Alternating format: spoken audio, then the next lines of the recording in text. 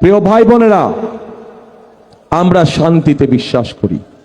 কারণ শান্তিতে এই জন্য আমরা বিশ্বাস করি, শান্তি থাকলে আমি যে কথাগুলো আপনাদের সামনে বললাম সেই কাজগুলো আমরা বাস্তবায়ন করতে চাবো।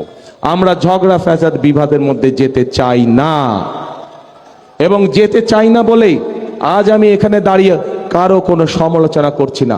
বরং আমি যদি সমালোচনা করি, আপনাদের কোনো লাভ হবে? আপনাদের পেট ভরবে? পেট ভরবে? আপনাদের কর্মসংস্থানের ব্যবস্থা হবে? আপনাদের কৃষি লোন 10,000 টাকা যে মৌকুফ করবো আমরা, সেটা করা সম্ভব হবে? ওটা করা সম্ভব হবে না। সেজন্যই আমি কারো সমালোচনায় যেতে চাই না। কিন্তু কোথাও যদি কোনো অনাকাঙ্ক্ষিত কোনো ঘটনা ঘটে থাকে, অন্তর্বর্তীকালীন সরকার আছে, তাদেরকে বলবো সঠিক সুষ্ঠু তদন্ত করুন, সঠিক সুষ্ঠু তদন্ত করুন। সেই তদন্তে যদি বিএনপির কোনো ভূমিকা থাকে, সঠিক তদন্ত করার জন্য আমরা সহযোগিতা করব, সাহায্য করব। কিন্তু অবশ্যই ঘটনার সঠিক তদন্ত হতে হবে, সঠিক তদন্ত অনুযায়ী দেশের আইন অনুযায়ী বিচার হতে হবে। যদি কোথাও কোনো বিভেদ, কোনো সমস্যা হয়ে থাকে, আমাদের পক্ষ থেকে পরিষ্কার কথা, আমরা দেশে শান্তি চাই। মুসলমান, হিন্দু, খ্রিস্টান, বৌদ্ধ সকলকে নিয়ে আমরা শান্তিতে বসবাস করতে চাই এই দেশে। তবে হ্যাঁ, নির্বাচনটা সুষ্ঠু হতে হবে। আলামত ভালো নয়, চতুর্দিকে বিভিন্ন মন্দ আলামত ফুটে উঠছে।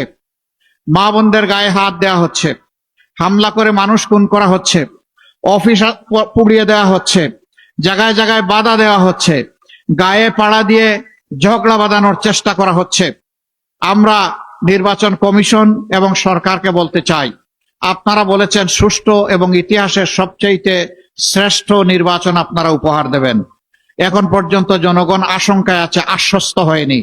আপনারা উপযুক্ত পদক্ষেপ নিয়ে জনগণকে আস্থায় আনেন। যদি আস্থায় না আনেন, তাহলে ব্যর্থতার দায় আপনাদেরকে বহন করতে হবে। যারা আজকে আমাদের সহকর্মীদের গায়ে হাত দিচ্ছেন, তাদের প্রতি অনুরোধ, ভাই এখন তো ভরা মাঘ মাস, শীত একটু কম হলেও এখনো যদি মাথা গরম হয়ে যায়, চৈত্র মাসে কি করবেন? একটু মাথাটা ঠান্ডা রাখুন, একটু অন্যকে সম্মান করুন। গাল ভরে যে গণতন্ত্রের কথা বলেন, সেই গণতন্ত্রের পথ ধরে হাঁটুন। আপনার কর্মসূচি আপনি নিয়ে যান, জনগণকে বুঝান। এদেশের শতভাগ মানুষকে যদি আপনি আপনার সাথে বুঝিয়ে সুঝিয়ে নিয়ে যেতে পারেন, আপনাকে অভিনন্দন জানাবো। কিন্তু গায়ের জোরে পুরানা কায়দায় যে কোনো ভাবে নির্বাচনকে নিজের অনুকূলে নেওয়ার চেষ্টা করবেন, আমাদের যুব সমাজ ঘুমিয়ে পড়েনি। 5 তারিখ যে যুব সমাজ জেগে উঠেছিল, তারা অতন্দ্রী প্রহরীর মতো আছে। সেই যুব সমাজ জগদ্দল পাথরকে সরাতে পেরেছে।